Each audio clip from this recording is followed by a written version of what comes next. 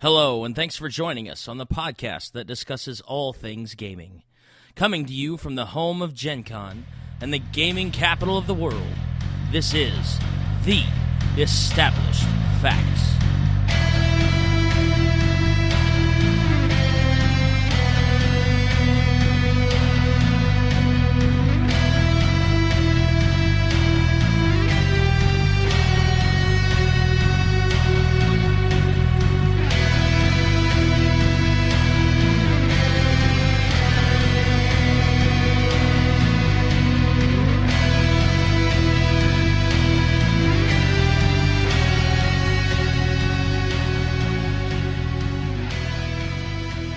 Hello and welcome, everybody, to the Established Facts.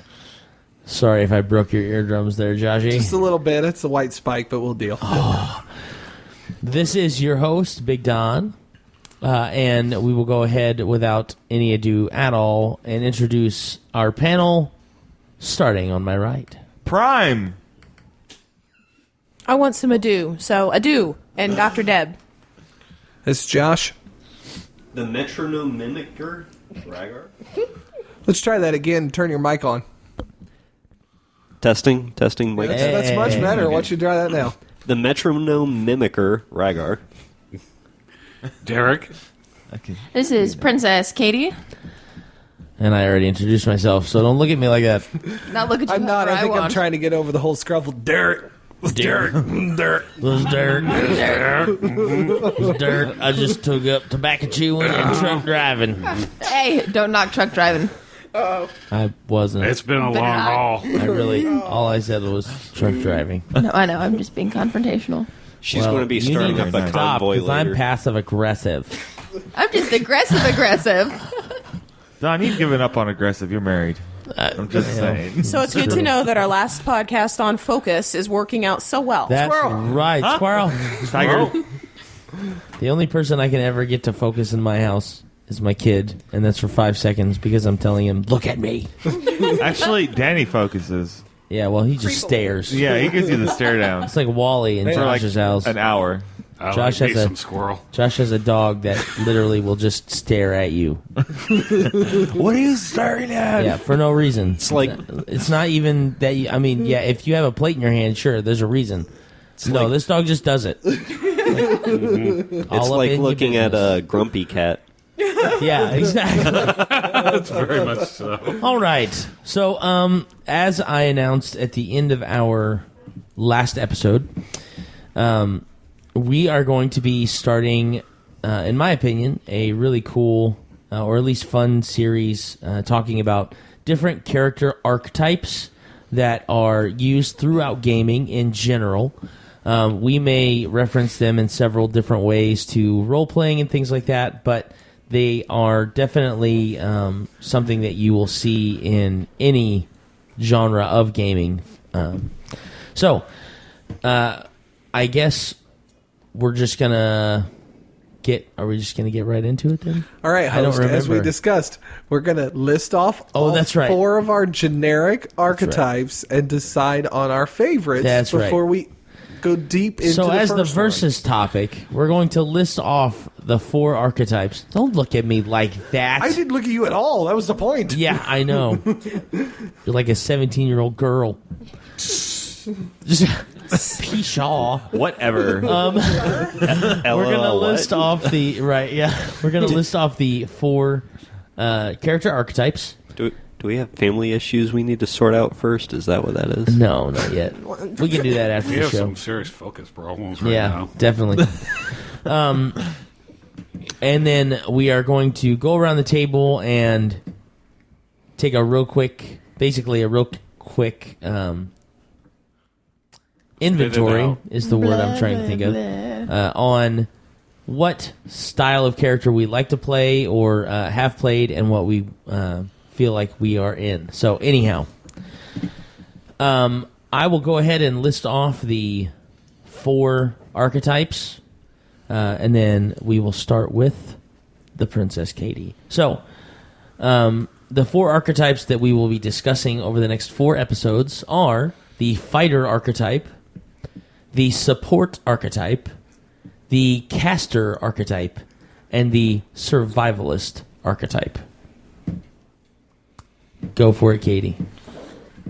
I'd have to say that probably my favorite out of the four would be the survivalist.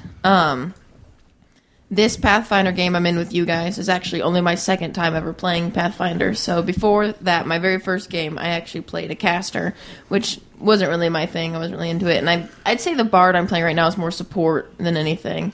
But I think as I'm starting to get to know the game better, I'm more a fan of the survivalist, more fan of the... it goes well with my more chaotic, neutral everything than the support character does. Derek? I'd have to say support is my preferred archetype. Most of my characters are sort of what I would consider quote-unquote second stringers. Not really like... Tag in! Yeah, exactly. They're the guys that are behind the scenes that are sort of manipulating things. Dongak was that. Chup is that. So Vaz is certainly that. So I play bards a lot. I can play rogues pretty well. So Rhaegar? I like going with support as well. I see it as kind of even if there's somebody kind of taking that role already, you still can move yourself around since it's so role play intensive to fill a gap or to cover any of the missing areas within the group. So support roles probably what I like. Followed closely by the damage dealing DPS. I want to go in there and just do lots and lots of damage. I've never seen you play that. The samurai I'm doing is like that. The dimensional monk was kind of like that as well. Or sneak attack rogues also have kind of a support aspect to them because they have so many skills. Yeah. Norm, your paladin, was like that. Just went in and just destroyed everything in front of him. I blocked that up. Your ninja was kind of like that. More on like the survivalist / support kind of character, but... Mm-hmm. Josh? I am most definitely a fighter caster fan, mainly just doing lots and lots of damage because I personally am not the fighter type. I may be confrontational, but I don't get physical. So when it comes to different games, Skyrim, as I mentioned in the last episode, I'm currently playing a dual weapon wielder who walks around big tanky armor and just goes and slices at everything I can possibly think of because I think that's fun. So when it comes to gaming, I tend to take that approach as well. And casters, if we have enough fighters, a caster is just as capable of dealing out as much damage if you play it as such. But as we'll talk about later, a lot of this stuff just Venn diagrams together. But these are kind of crosses over. Yeah. Dr. Deb? I like playing support, but I also like playing the caster. I think the characters that I was a favorite of were primarily... So your cleric is your big one, but my lore oracle was definitely support. But she could cast some 7th and 8th level spells that were pretty darn fun. The bard character that I recently played in your all's game over at a friend's house, she's primarily a bard, so she was support. I'm not a big damage dealer fighter, so I'm not usually like melee, although I'm playing one character and I'm warming up to her. She's a swashbuckler, but I haven't really played her much, so I don't really know what my final vote is, so support caster. Prime? I heart Smashy Smash. Nice. I like that. I don't see that one up there. Yeah, you better write that one in. I think that is the liberal definition of fighter. Fighter. Fighter I slash heart warrior. Smash. Yeah. I heart Smashy Smash. It's actually a subset inside Oh, okay. of Yeah. I knew there was something there, it's right next door to the barbarians. Mm-hmm. A friend of ours is sitting at the table here, and he said we should have added Time Lord. Time Lord. That'd be more of a survivalist, wouldn't it? I'd say caster. Or Well, I don't support. know. And support. Yeah. It's everything. Yeah. Again, a lot of these are going to kind of cross over, and like with your with your clerics and your bards and things like that. I would have to say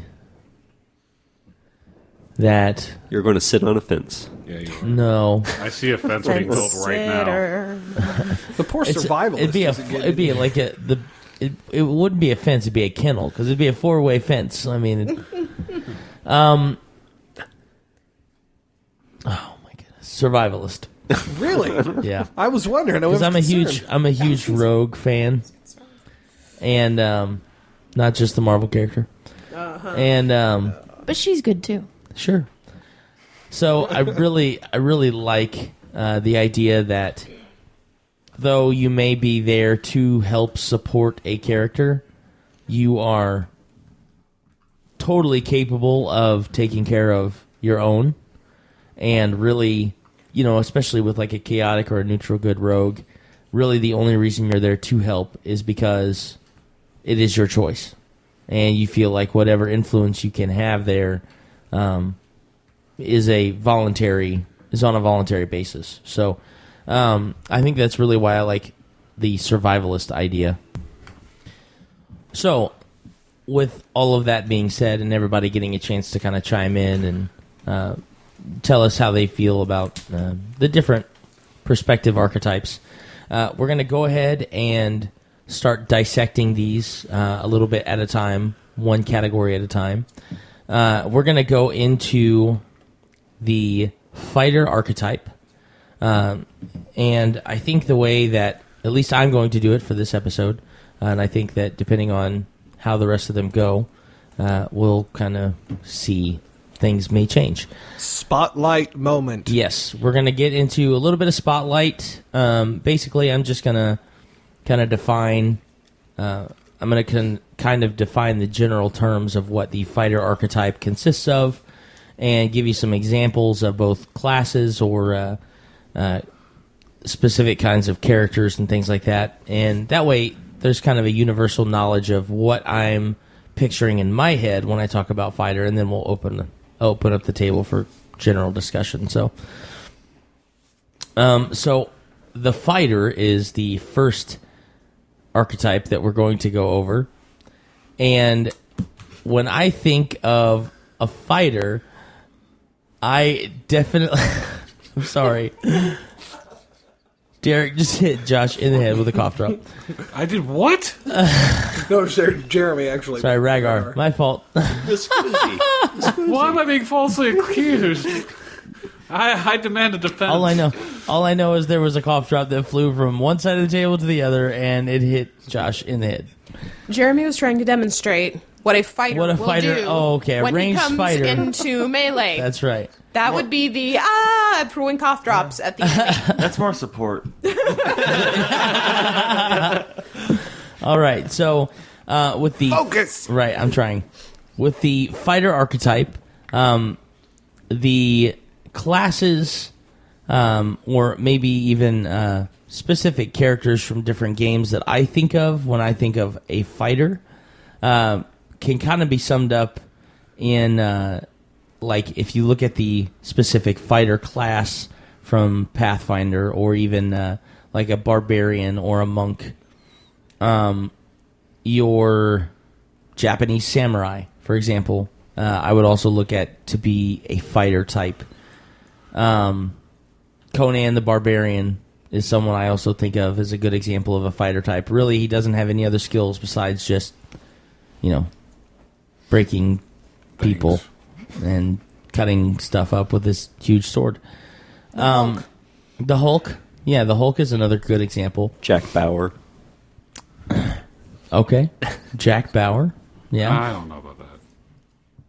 I don't know. I put him in a different category. He's more thinky. Oh, jeez.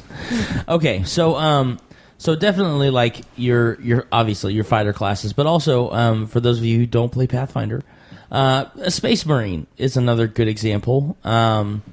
Or just basically in general terms, a fighter is going to be someone who is skilled at just that. They're skilled at combat.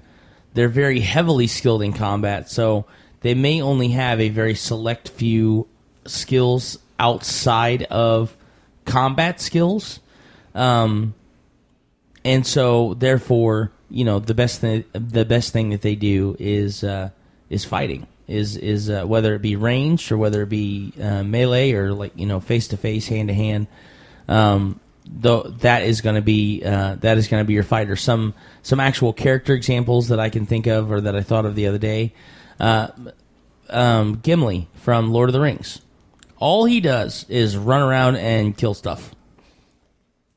That's Alien from Aliens. Yeah.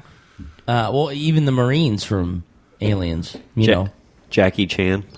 Jackie Chan, definitely. Just in general, that's been his whole story. Well, and I mean any of the like the Oriental Asian, the big Chinese opera kind of stars, Bruce Lee, Jackie Chan, Jet Li, things like that. Those kind of guys, obviously, for the most part, depict, unless you're talking about like Forbidden Kingdom, but for the most part, they depict fighters and things like that. Anyone in the Expendables? Yes. Mercenaries and things like that. Hey, Don. Yes. I have a question. Yes. Can we also get into things like leaderships? Warriors who are generals. Oh, yeah. Absolutely. Boromir. Boromir being kind of the captain of his... you know who I'm talking about, Jeremy? I actually do not. Lord of the Rings. Lord of the Boromir. Rings? Boromir? Drawing a blank. I'm drawing a blank. He's the guy who Sean gets Bean. shot. Sean gets Bean shot at the gets end of the shot in Fellowship. the beginning or in the first movie. I am not that much of a... They're fighting the Uruk-hai, and I'm going to have to weep. he gets shot Please with 3 arrows. Hang on a minute. I need Right, to right. Tries to cry. steal the ring. I'm disowning you. I think we have a new open spot on our podcast. If you can describe Boromir in 3 sentences or less, we will consider you. Oh my goodness! Patton? Are you serious? George You really S. don't know who that is? True story. Oh my goodness! I don't You've know seen it Lord of the either. Rings. You've seen Lord of the Rings. I've seen Lord of the Rings. Okay. Few The guy who isn't Hang on. Aragorn in the There are Fellowship. 2 humans. Human who is not Aragorn. There are 2 humans in the Fellowship. There's So the he's blonde- rocking out the, yes, goatee. he's got the goatee. Yes. He's got I'm the still- broadsword. He carries. Kind of he's the a only guy who redhead. carries a You're shield. describing stuff, and I have not seen He's it in what? years. Rohan. He was one of the. No, Gondor. That's before he's Rohan. Gondorian. Okay. His father is the steward of Gondor. Okay. Oh, that Crazy dude. Denethor. There you go. Josh just pulled up a picture on his computer. Thank you, Google.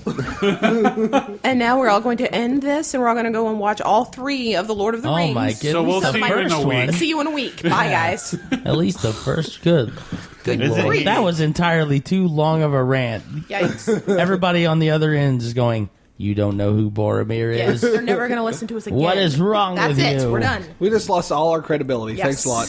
No, just Jeremy. You're welcome. I knew who he was. Oh. I didn't know who he was. I don't say I that. went on a nerd I did rant. not know who he was until he Okay, brought up Derek the picture. and Jeremy. And Derek more than Jeremy because we actually had to show him a physical picture of who this guy was. Goodness gracious. He's also in Game of Thrones and Yeah, Well- that's how I knew him. Ronin, if you've ever seen Ronin. For a minute, he Such is. a good movie. He's in everything, and in everything that he's in, he dies. Like, that's Sean Yes, Bean's that's big Sean thing. Bean's And thing. mostly as some sort of fighter type character. Yes. Yeah, for the most part. And we're back. So, Maintaining focus. Boromir is the captain of his legion or whatever over troops, and but yeah, again, he's a leader. He is a combat leader. To be honest, I put Aragorn from the Lord of the Rings on it, and I know that I'm probably going to run into a little bit of discrepancy because in the first movie he's described as a ranger. However, in the third movie, he is a king, and he is a warrior king, and he doesn't use a bow. He uses a big sword, and he hacks people into little bits. And that, my friend, is a fighter. Yeah, I was going to say that sounds like a. He Yeah. uses daggers too, but that's Not in the last movie. No, but in general. Well, he's not the king then. You know, amazingly, characters Just in saying. RPGs level up, and they may decide to take different classes. Yeah. So it's very possible that he's He a. multi-class. Well, in Final Fantasy VII, you can't change classes. Well, No, but Cloud Strife is a fighter, and so is pretty much everyone loser in too. there. Oh, Mario. I'm Actually, going to hurt yeah. you. So there's another new position opened up. Oh, we're looking for a producer. Keith Bird, if you're interested. What about Mario? We don't talk about him on the show. No, I was kidding. I Hey, think we so. have to get ready. That's going to be Fireball. soon. Yeah. Fireball, Ice. Dark Yeah. Phoenix versus Mario. I'm just I don't saying. He know. could be a caster. I He guess does he- do fireball. But he does fireball through a power-up. Let's say, yeah, that's not through his His own ability. natural abilities are to jump on Stomps. people. He stomps and kicks them. Isn't that more of a fighter thing? I mean, Yeah, but he also turns into like a raccoon. He flies. and he's Again, those are the squishy. power-ups. That's what he's trying to say. squishy. He really is. So maybe a squishy. survival. Okay. I would say he would be more of a NPC warrior class before I said he was a fighter. But yeah, along the same lines. How about Neo from The Matrix? Oh yeah, absolutely. Right? Pretty much anybody I would consider almost anybody except for In that movie. Well, except for the Mouse. the Prophet Oh, yeah, well. and Mouse. Mouse was kind of a support character. Tank and Dozer. Engineers. We're like the and then I would not consider. How I about cannot remember Morpheus? his. I wouldn't consider him to be a fighter. It depends on where he's I at. don't know. Yeah, I think it depends on his situation. He's more of like the leadership style fighter. We could do another bracket. Another, another bracket. Yeah, because that one clearly didn't last long enough. Yeah, right. So, okay. It's not like we don't have any okay, coming so up maybe soon. here's an opportunity to see it. When it comes to a fighter, fighters in their environment, what type of environment do you often see fighters put themselves in? Obviously, you've mentioned military already, but Like a fighters town militia, or an army, like an actual standing mercenary army, group. a mercenary group. Yeah, absolutely. Throwing this up on its Bodyguard. head, what about politicians? Could you have a fighter? You mean like Jesse Ventura? I was thinking like Emperor Palpatine. Oh yeah. I wouldn't consider Emperor Palpatine a fighter. Caster? I would say he consider him was more of a more of a caster. caster. Prior to Lord him becoming a Dooku. Sith. Lord Dooku could fight with a lightsaber pretty dang good. Who? Dooku. Count Dooku? Yeah, but he's not the emperor. No, Right. but I'm pointing out. I was just No, I You agree. could argue. You Well, I could say mean, that yeah, might be if sort you of a fighter class. but if you look at the spectrum, using those specific examples, if you look at the emperor, you only ever see him use a lightsaber like once Yeah. Yeah. in 6 movies. yeah. I would But say, you see him use a lot of other force powers. Right. Darth Vader is a fighter. is a fighter who he's probably a fighter caster. fighter caster. Dooku, I would say, is more along the lines of a much more straight line Sith fighter. I would He- say Luke is probably the prime example of a fighter because he really doesn't use any other force powers except. he Not- uses not mind really powers and stuff like manipulation powers, but he doesn't. Well, okay. How can we kind of summarize a fighter? Obviously, so far one of the big things is combat. Combat's obviously Combat one of heavy. the biggest strong points that you're going to see. Yep. Any fighter will be combat oriented, whether it be from a knowledge base in the leadership role or just the grunt right down in the Right. midst of it. Or like you're- both. Like if you look at any medieval, like dukes and lords and Oh, that yeah. sort of thing, they all were fighters. Well, a knight, you started yeah. out as a knight. You started out as a squire, yeah. Well, yeah, and even before that, you started out as a page, just cleaning swords and armor, and then Right. you become a squire, and you So- actually carry a weapon. So physically capable, able to have combat experience and knowledge, and then having a personality, a force of personality that Yeah, they can even- also wield. Well, Right, it's- even it's- if it's not necessarily a leadership personality. We mentioned Conan the Barbarian. Conan the Barbarian, I would not consider to be a leader by any means, but I would consider him to be an expert fighter. But he has an intimidating presence on the field versus someone who may have a leadership presence on the field. Well, then maybe the other question: what is the purpose of a fighter? In general, is there a way to generalize the purpose? Because we know what they need, requirements to be a fighter, as that may be. What's maybe a purpose? Yes, Josh. Might Right. makes right. Might makes right. Yeah, that's a fair purpose. Yeah, absolutely. And funny enough, that works for all the alignments as well. 'Cause Yeah, absolutely. even your bad guy fighters, which there are plenty of those. You're depending on how you look at it. Deadpool, as an example, in the movies here recently, Deadpool Yeah. was used as that fighter type purely for the purposes of doing the bidding of Stryker in that Right. in Origins, for example. Obviously, he's a white guy. He's supposed to be a black guy, and all the different things that can come out of Sabretooth is the same way. yeah, same type of thing. But I it's like still how they portrayed it plays Sabretooth, for though. good and bad on both sides of the field.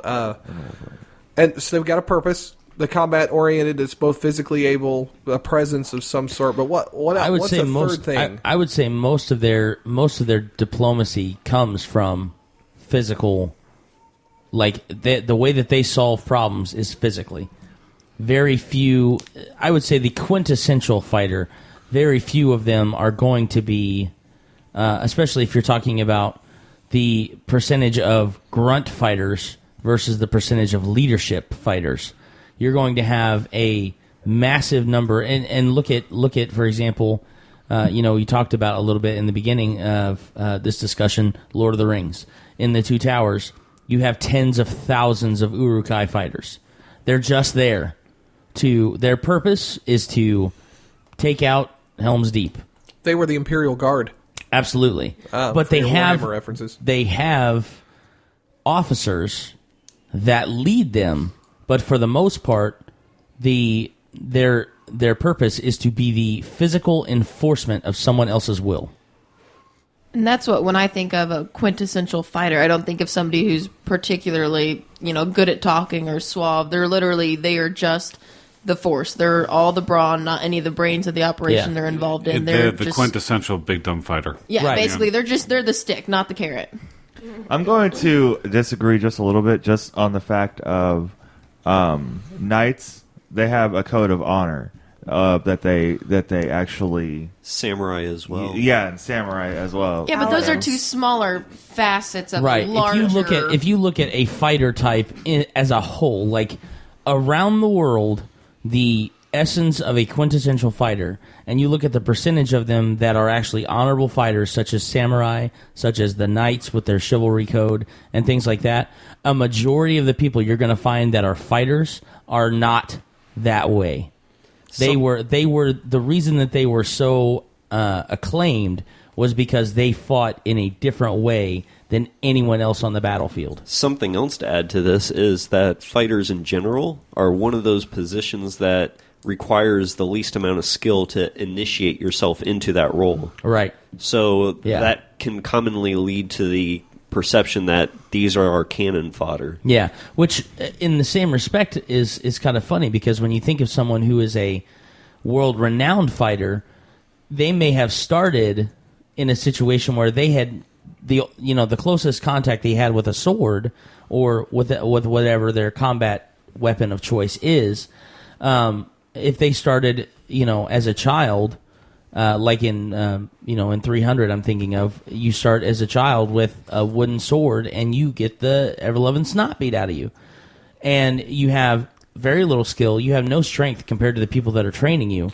However, after 15, 20 years of doing that, now all of a sudden there is no one who can touch you. Like you have grown in skill so much that you can almost anticipate your opponent's moves and things like that. I just thought of saying that. I just thought of Drista Erden. Mm-hmm. That is basically his story in Homeland with his father.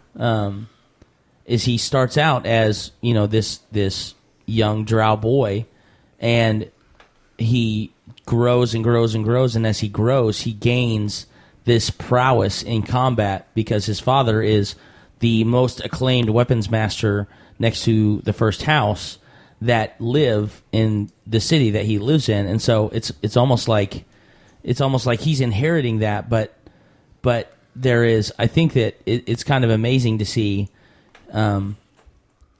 people who would be considered the quintessential fighter or the quintessential warrior or soldier or something like that, how there is very little difference between just your average cannon fodder soldier and that one soldier that really sticks out amongst everyone else, except for possibly just their physical ability. I think we have to box this a little bit, because if we're talking about these archetypes, we're talking about heroic characters. Right. So, cannon fodder, they're still fighters, per se. Yeah. So I think we have to sort of put those aside, like the mooks. As kind of this is the average everyday fighter. We're specifically focusing on. I had a specific direction that I was going with that. Well, sorry to derail you. It was that Squirrel. It was that I wanted to express the requirements to go into the role of being a fighter. And as compared to the others, that has perhaps the lowest entry level. I don't know about that. Because you have to have skills to be a fighter. Like, if we're looking at... the easiest way to look at it would be, let's look at the Pathfinder roles. If you look at the fighter class, every other level you get a new feat, so that's training in and of itself. You're skilled with a weapon, you're skilled with armor, but there's also a code of conduct. I know we talked about that briefly, but soldiers have a code of conduct. Every soldier has a code of conduct. The Soldier's Creed. There's one for the Marine Corps. There's one for the Navy. Barbarians have a code of conduct?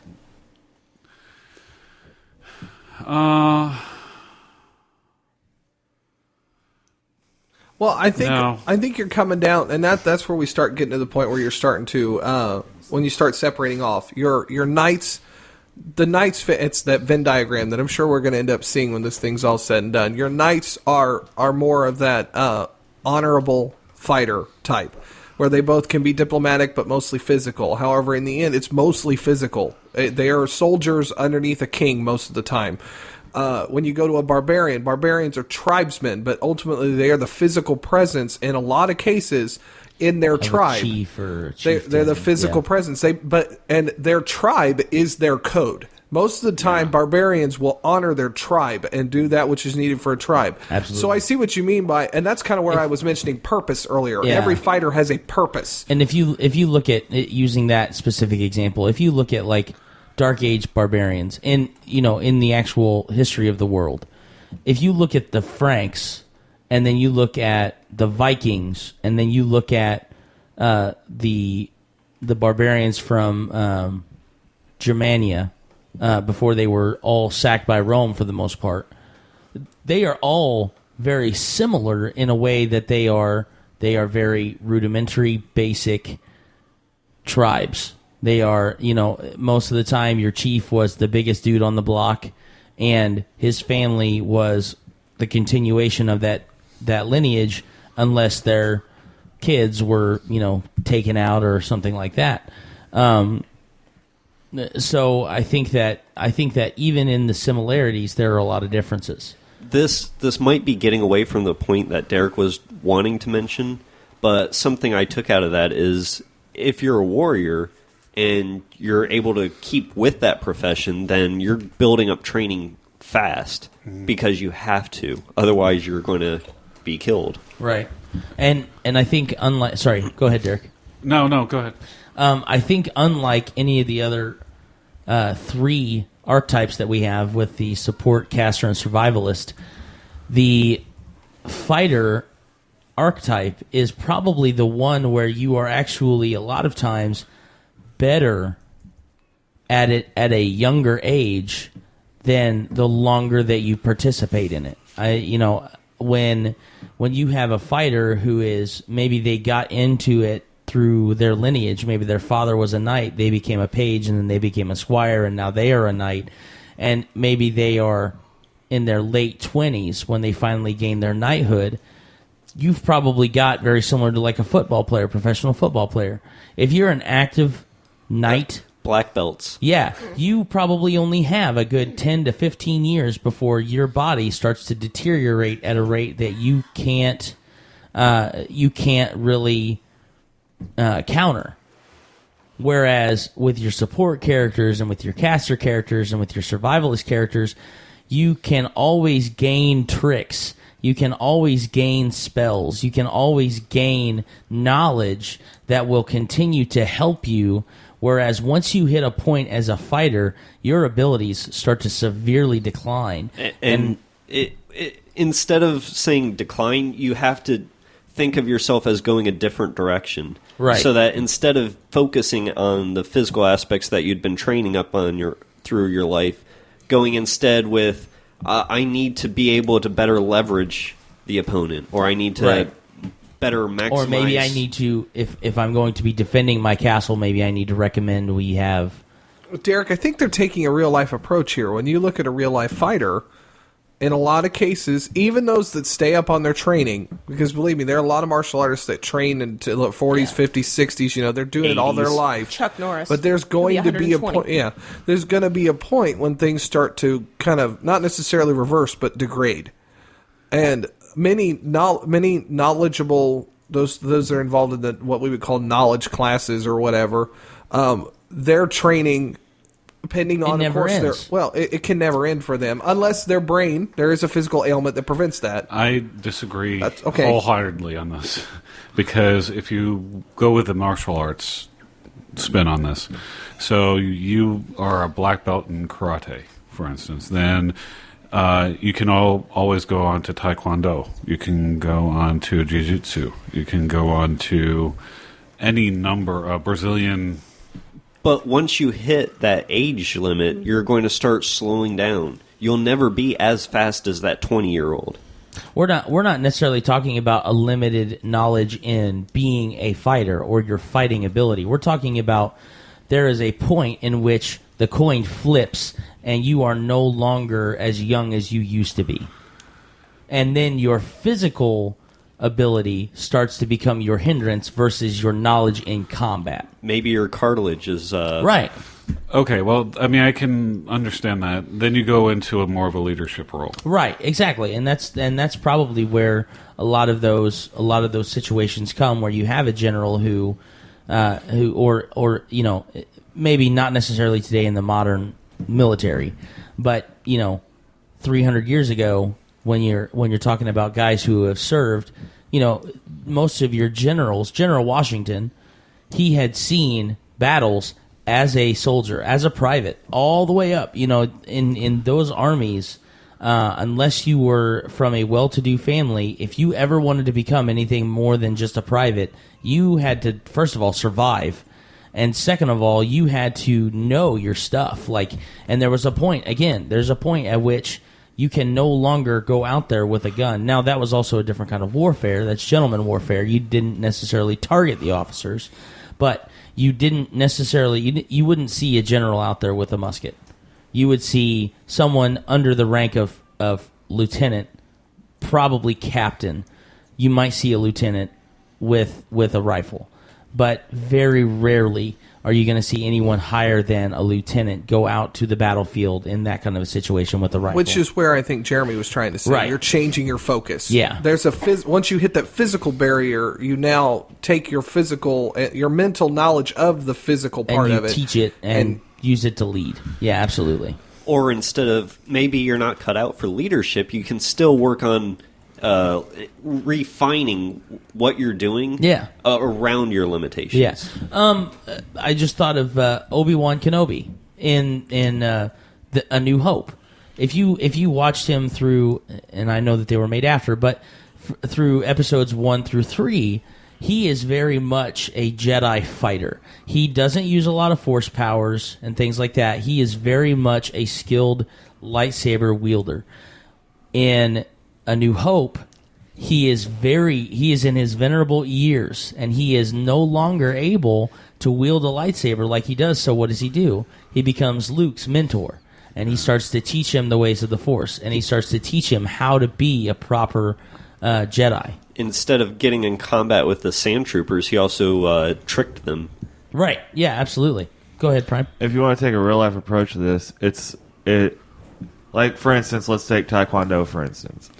Like, let's say you do a bunch of competitions when you're younger in Taekwondo, but then when you get to be, a little bit older, your body starts to degrade. You start teaching classes instead of competing wholeheartedly. And maybe you go from, and I've seen this happen in many martial arts, is you go from, maybe you start when you are teaching of a class of 30, and then eventually it kind of weans down, and maybe you are now just teaching like 2 or 3 students at any one time, because not necessarily that you have any love lost from teaching a class that large, but it's difficult for you at the age of 50 or 60, even if you're still in good enough shape to do it.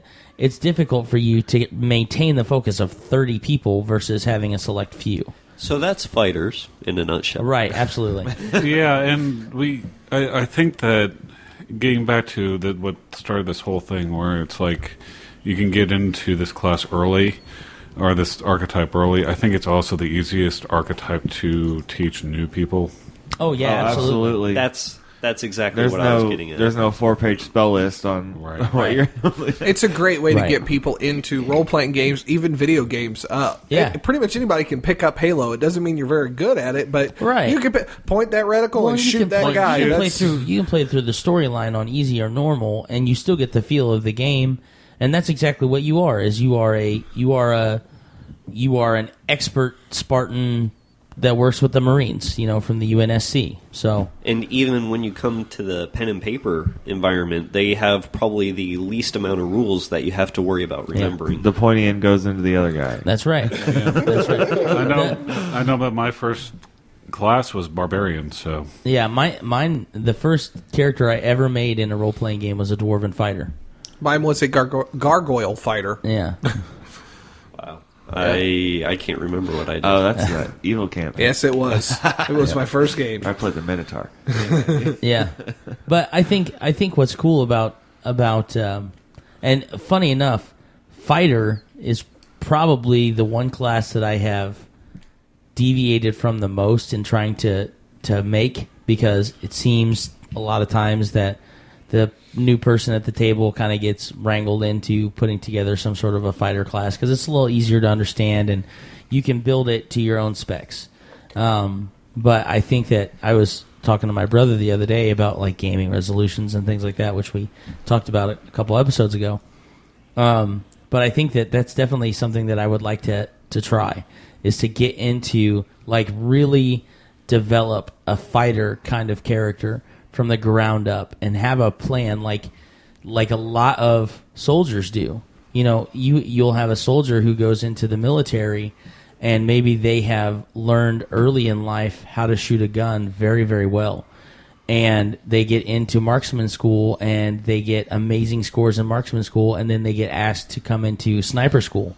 And I think it would be cool to play a character that really lived that in the game. Like, your father was an accomplished soldier, even if he's not a general. He was an accomplished soldier respected by men, and you want to gain that same recognition, maybe in a little bit different way, but you want to gain that same recognition that your father did, and this is how you want to do it.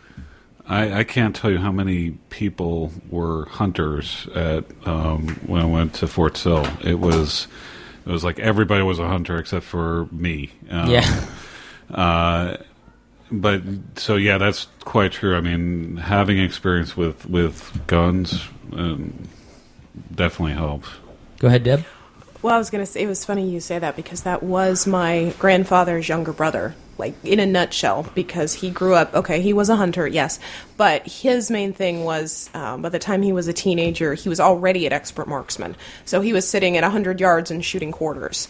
And so by the time he joined, and he was in World War II, he surpassed everyone so fast. They didn't have... It wasn't the same version they have today of sniper school. It didn't exist.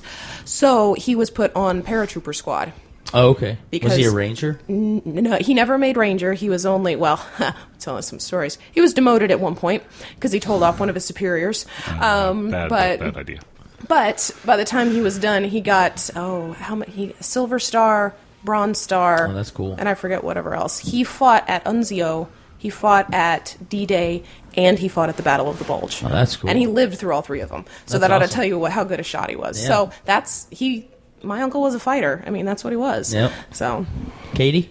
And building off of the telling off his superiors thing, that's also something that I personally think of with fighters is not only, on the battlefield or, wherever they're fighting, but off the battlefield. They're the ones that get into the bar fights. They're the confrontational ones. You know, they're the ones that are getting thrown out of places for threatening to beat people up, for actually beating people up. You know, it's like, you know, fighting is what they do, and it's just part of who they are. So they're naturally confrontational in all parts of their life. They have no fear. Yeah.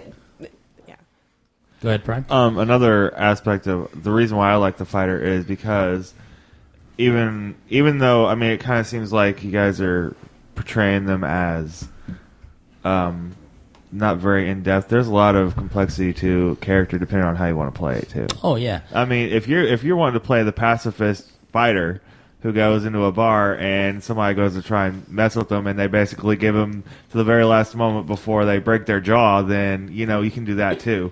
But you'd still be classified under the fighter. Yeah, well, type. I absolutely agree. I think that there's a lot of depth that you can get into. I think it depends on at what point you actually create your character, though. I think that if you start in a mid-level game where you're like 10th or 12th level, you're kind of doing yourself a little injustice with the depth of your fighter. I mean, pretty much at that point, you're like, I have 1.5 million feats, and I'm just going to go balls to the wall, you know?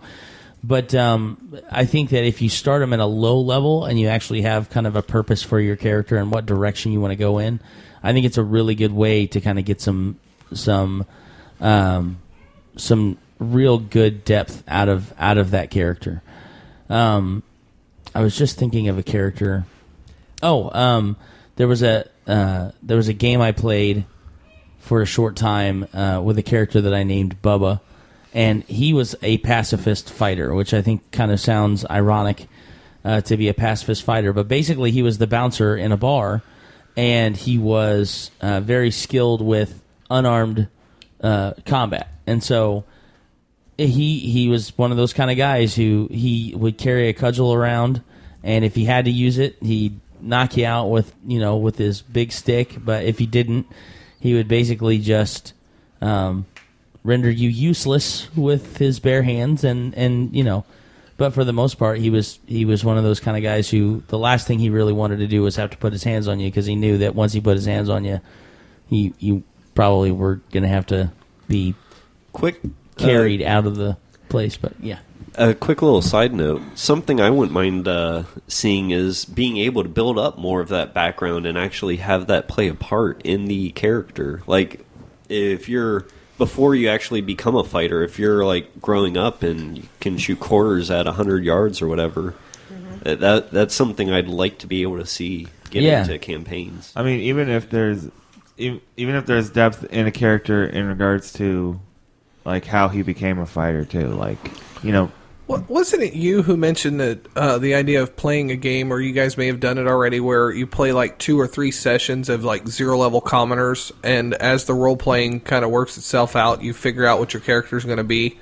Yeah, that was me. That's what I thought. I started running a game several years ago for my wife and some other friends, where everybody started out as a first-level commoner in a town. They had a job, or their families owned a store or something like that, and they worked in it. And because of the situations that they were put in, and the situations their town was put in, they got flung into very similar to like Frodo Baggins, or even Bilbo Baggins. Yeah, very similar to that kind of a situation where they grew up and they were living what they thought was a normal life, and all of a sudden that normal life got turned completely on its head, and their town was attacked by a horde, an army of hobgoblin, and being led by a goblin, like a goblin warlord, basically, and they ended up after, I don't know, I think probably like 6 or 7 sessions, actually gaining their first hero level because of doing in-game training and things like that. And it was kind of fun, because basically it was if you're into X-Men or anything like that, it was very similar to like the Danger Room. Okay, this is what we're going to do. We're going to conjure up a bunch of bad guys in this summoning circle, and you have weapons here, and we're going to teach you how to effectively use them. So, go ahead, Derek. I'd like to run a game where you're actually a squad of soldiers starting at basically basic training and go through that. That'd be interesting. If you're not familiar with it, you should check out Starship Troopers during Gen Con. Okay. Because that first session pretty much takes you through, camp. the end of high school into boot camp. Yep. I'll have to try that. I out. know Mike was also talking about getting the Battlestar Galactica stuff just to kind of look through it and see if we could do something like that. Which I And think doesn't would be Savage neat. Worlds have something military based as well? Or am I crazy? I mean, they've got Weird Wars and that's Okay, well, I didn't know. So Yeah. you know, our silent buddy here, Micah, has been sitting here he's apparently claiming himself to be the silent co-host, which is pretty funny. But he goes, he's amazed that we just It's had a Penn and Teller, yeah, we've had a 40, Which is very effective on an audio. Yeah. right? we've had a 40 to 45 minute conversation about fighters. And Yeah. I think that's pretty awesome. I do too. So, I do too. So, yes. hey, So yeah, I think we've pretty much reached a really good. Time to put the horse on the ground. Yeah, did you know. come up with a yes, fact? Deb? Did anybody? Did anybody, I guess we sort of did, bring up the concept of like the paladin and the holy fighter, or like Yeah. the one who's kind of serves their deity as they fight, and like that sort of thing? I guess that's Well, not exactly I samurai, think- but I think by the end of this, after we do these 4, I think our last episode, either the 4th or even the 5th episode, I think we're going to take an opportunity and kind of look at where merging occurs. Because we're going to be, we'll probably do another episode and kind of see, like, if we were to look at the basic list of even role-playing classes or something along those lines and see where they fit in these 4 categories. Much like the Paladin, just as an example, we've already said it kind of fits in the support and fighter with a very little casting, but not much. But that's kind of where they fit. I'd almost put like a Venn diagram out there. Yeah, and I think we will eventually. I think we're going to put that on Rhaegar. He's all about Venn diagrams. Oh, yeah, and he I don't wanna totally do it. makes them in his sleep. LOL, what? Right, exactly. No pressure. Have you guys So- been watching me at work or something? So I mean, I think it's been pretty. Of course, we did just finish up the last episode. We made our announcement: Dark Phoenix winning the Villains Tournament 2012 into 2013, and with the Super Bowl coming up, we will probably put it up over Super Bowl weekend. Actually, I think this may have dropped afterwards. So I'm trying to think of the timing on this. February 2nd. This will drop the week you gotta after, remember, won't it? No, you got to remember. No, the Super Bowl is the first weekend in February. Oh wow, because they skip a week for the Pro Bowl. that's right. So So okay. this should be dropping Afterwards. about the same time. So we will probably drop this. That we will probably put our vote up Mario and Dark Phoenix with this episode. I think Yeah. this will drop the week after the Super Bowl. That'll be around the same time. I Yeah. think that'll give plenty of time for people to yeah, kind of and then to sit over it. We'll do the reveal for the episode after that. yeah. So And I think then that we should be talking about support characters. Maybe I don't know. We'll yeah, figure it yeah. out. Well, whatever we find out, Yeah, who's we'll going to figure you're it going out. to do support, right? Yeah. Yeah. Okay. So Derek's going to kind of Am I give doing us his support or you spotlight top. Oh, or were you doing it? That's right. No, Rhaegar was, yeah. Yeah, I'm Rhaegar's going doing to support. You're Survivalist. doing Derek's doing Survivalist. So Yeah. next time, so long as Rhaegar's here, Yeah. we're going to handle either support or Survivalist and give you guys a spotlight. Let you kind of talk about either support or Survivalist, whoever's doing what. Hopefully I can get it in before going to India. That would be cool. And if that doesn't happen, we'll just... Just come back with curry. yes, yeah, sure. All Yeah, is for please No, do. non. Yeah. You must come back with real Both. Indian Yes. non. no. Anyways, so interim host as it may be, did you come up with an established fact? I did at the last minute. I did. I came Squirrel. Up with, Oh, the squirrel. I think so the last episode we Squirrel. established squirrel. Squirrel. Squirrel. In this episode of the established facts, this is what I have established. Now, I am one, as you can tell from probably the other shows that I have hosted, I am one for verse. I enjoy it. It's fun. So You're I very have- lyrical. That's okay. Now this is also slightly from my football days when I used to play football and hear this a lot. It's a little different, but okay. Swing your sword strong and wear your armor right. Stand up, sit down, fight. So yeah, All right, which position were you playing? I play defensive line. Yes, he was defense line. Rat-a-tat-tat. Yeah, man. Thank you so much for joining us on the Established Facts, and we will talk to you all next time. Sayonara. Bye-bye. Deuces. TTFN. Adios. please visit us at www.theestablishedfacts.com and our Facebook page, facebook.com/theestablishedfacts. If you would like to support us by buying some merchandise, visit cafepress.com/castingrobot. Bonus.